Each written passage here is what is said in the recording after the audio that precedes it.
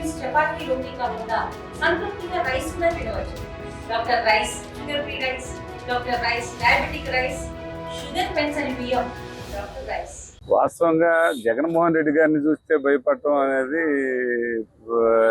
చంద్రబాబు నాయుడు గారికి ఆయన చెప్పినటువంటి హామీలు అమలు పరచలేదు కాబట్టి ఆయన అవన్నీ ఎత్తి చూపుతున్నారనే అభిప్రాయంతో ఇలాంటి కేసులు బనాయిస్తున్నారు.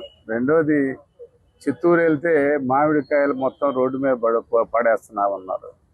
ఇక్కడికి పల్నాడు వస్తే ధాన్యం కొనేవాళ్ళు లేరు, పల్నాడు వస్తే పొగాకు కొనేవాళ్ళు లేరు, పల్నాడు వస్తే అపరాలు కొనేవాళ్ళు లేరు, పల్నాడు వస్తే గొడవలు, అక్రమ కేసులు వైఎస్ఆర్ కాంగ్రెస్ పార్టీ నాయకుల మీద, కార్యకర్తల మీద పెట్టడం తప్ప మరొకటి కాదు. ఇక్కడికి మేము వచ్చింది దేనికి, ఏం చేసామని, మేము ఏదన్నా ఎలిగేషన్ చేసామా, ఎవరి మీదన్నా గొడవ పడ్డామా, ఏది లేకుండా మా మీద ఇలాంటి కేసులు పెట్టి పోలీస్ స్టేషన్ల చుట్టూ తిప్పడం అనేది ఒక ప్రతిపక్షాన్ని, ఒక మాజీ శాసనసభ్యుల్ని ఈ విధమైనటువంటి ఇలా పోలీసు దగ్గరకు వచ్చి ఎయిటింగ్ చేపించి ఇలా కూర్చోబెట్టడం ఎంతవరకు కరెక్ట్ అని అడుగుతూ ఉన్నాం. ఇది తప్పు. చంద్రబాబు నాయుడు గారు తప్పులు కప్పిపుచ్చుకునే దానికోసం ఇలాంటి అన్ని కూడా చేస్తున్నాడు. సంక్షేమాలు ఇవ్వాలంటే అవన్నీ గాలికి వదిలేసి, ఇవన్నీ రైతులకు గిట్టుబాటు ధర గాలికి వదిలేసి ఎక్కడ పట్టించుకోకుండా ఇవాళ మిర్చి రైతులు ఆత్మహత్యలు చేసుకుంటున్నారు, ఇలాంటివన్నీ పొగాకు రైతులు ఆత్మహత్యలు చేసుకుంటున్నారు. వీటి మీద మీ అభిప్రాయం ఏంటి చంద్రబాబు నాయుడు గారు?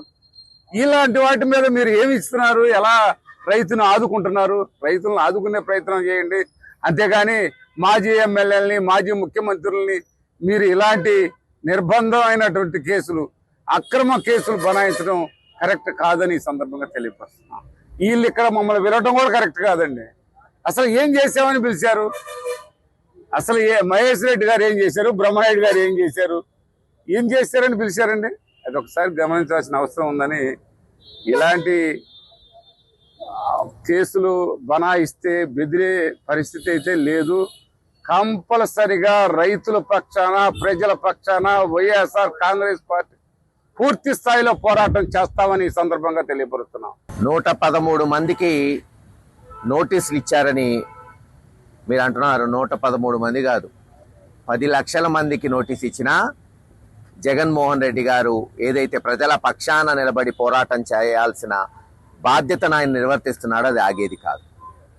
తెలుగుదేశం నాయకులు, వాళ్ళ ప్రభుత్వం ఉంది, మీకు చేతనైతే ప్రజలకి మంచి చేయండి. ప్రజల్ని, ప్రతిపక్షాలని రోడ్డు మీదకి రాకూడదంటే మీరు ఇచ్చిన మాట నిలబెట్టుకోండి. మీరు ఇస్తానన్న 1500 రూపాయలు నెలకి 18,000 సంవత్సరానికి ఆడవాళ్ళకి ఇవ్వండి, ఎవరు కాదన్నాం. లేదు ఉద్యోగం ఇవ్వండి, లేదు ఉద్యోగం ఇచ్చే వరకు నెలకి 3,000 నిరుద్యోగ భృతి ఇవ్వండి, కాదనట్లేదే.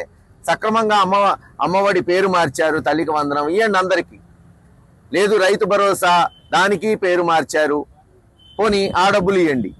అవేమీ చేయకుండా, ప్రజలకి న్యాయం చేయకుండా, ప్రజల్లో తిరుగుబాటు వస్తే, ప్రతిపక్షాల గొంతు నొక్కాలంటే తిరుగుబాటే విప్లవం అవుతుంది. ఆ విప్లవం 4 సంవత్సరాల్లో మిమ్మల్ని కాల్చి పడైపోతుంది. అంతేగాని ఊరికే ఇలా కేసులు పెట్టుకుంటూ పోతామంటే భయపడేవాడు ఎవడు లేడు. ఈరోజు మీరు ఒక కేసు పెడితే రేపు 3 కేసులు అవుతాయి, అంతకు మించి జరిగేది ఏం లేదని తెలియజేస్తాను. తెలుగులో న్యూస్ కి ఫాస్టెస్ట్ యాప్ ఇప్పుడు టోటలీ న్యూ అవతార్లో జస్ట్ 5 సెకండ్స్ లో కంప్లీట్ న్యూస్. సోషల్ మీడియాలో ట్రెండ్స్ కి one stop solution. Live TV app voice search option తో ఇప్పుడే డౌన్లోడ్ చేయండి లేదా అప్డేట్ అయిపోండి. యాప్ లింక్ డిస్క్రిప్షన్ లో ఉంది.